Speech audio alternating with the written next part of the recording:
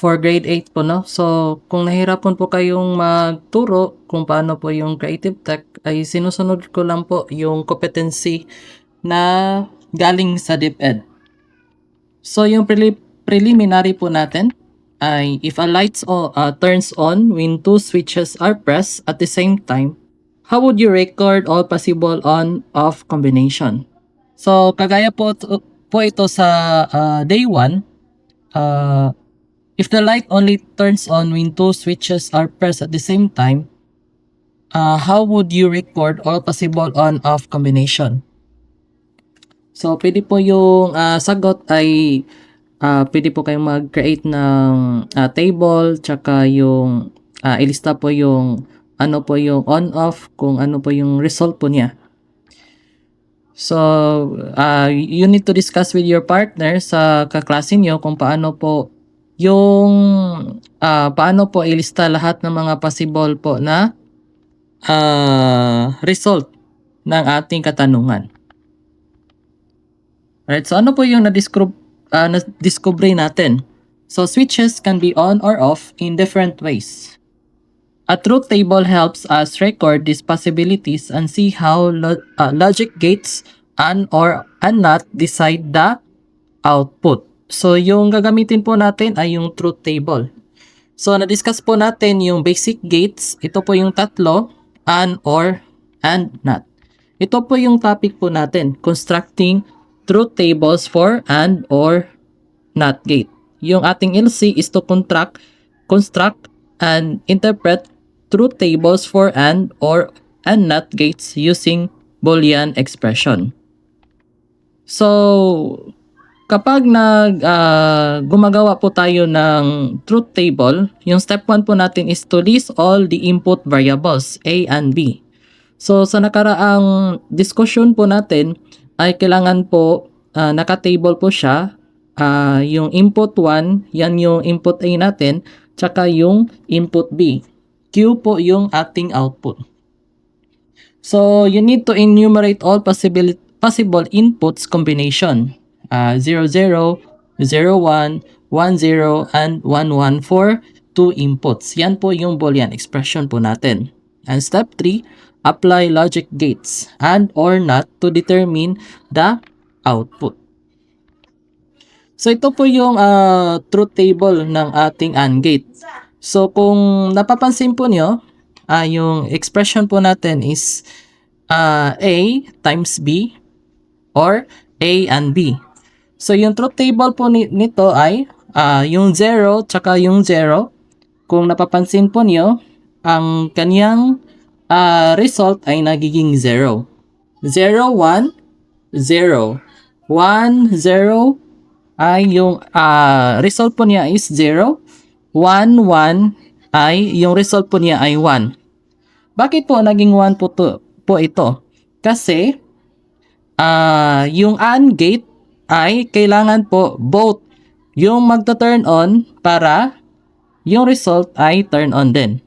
So, ganito lang po gumawa ng ating truth table sa ating mga gates.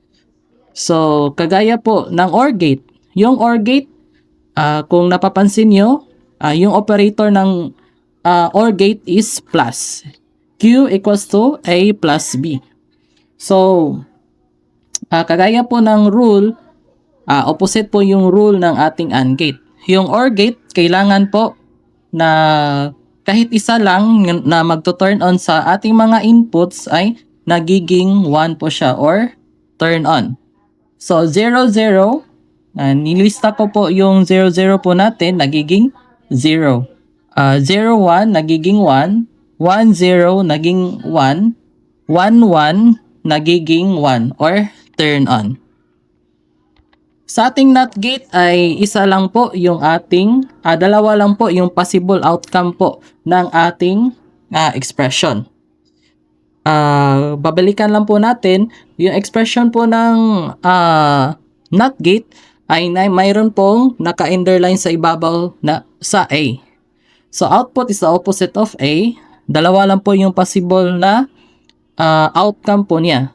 Yung 0, nag-invert po siya or bumabaliktad po siya, nagiging 1. 1 nagiging 0 o turn off. So balikan po natin, when does an AND gate output 1? So yung role po ng ating AND gate, kailangan po yung A tsaka yung B ay nagwa 1 para yung output natin is 1. How is the output of NOT gate different from its input? So kung napapansin po niyo sa dalawang basic gate, yung AND tsaka yung OR, dalawa po yung input niya. Pero sa NOT gate, balikan po natin yung AND at saka yung OR na apat po yung possible na outcome niya. Pero yung difference po niya sa NOT ay dalawa lang yung possible outcome ng ating boolean, ng ating truth table. Tsaka what do truth table helps us understand about logic gates? It is easier to understand kasi nakalista po lahat ng possibility at magagamit po ito sa ating future projects po ng ating PCB or printed circuit board. So yung exercises po natin is gumawa po sila ng Boolean expression or truth table sa tatlo na basic gates. So yung task po nila is to construct the full truth table for your assigned gate on Manila paper or cartolina, and they need to present that one with the class and explain how you fill the table. So now yung ating assessment, multiple choice. Which logic gates output 1 if the both inputs are 1? So ang answer po nito ay letter B, yung AND gate. Number 2, the NOT gate outputs 1 when the input is 1. So ito po ay false. Nagiging inverse po siya or nagiging reverse. So yung output nito ay nagiging 0. Number 3, the truth table show all possible blank of a logic circuit and it's blank. So ang answer po nito ay show possible inputs of a logic circuit and its output. Okay? So sa ating reflection ay gumagawa po sila ng tatlong sentence. So tatlo lang po yung question po natin. What step helped me the most in constructing a truth table? What value did I practice today while working on the truth table? Number 3, how might truth table be useful in making real life decision? Now for the challenge. So just like a truth table, life decisions are clear when we honestly considered all possibilities. As we continue learning logic, we may also practice truth in our action, because correct inputs of honesty and respect will always lead to the right output in life.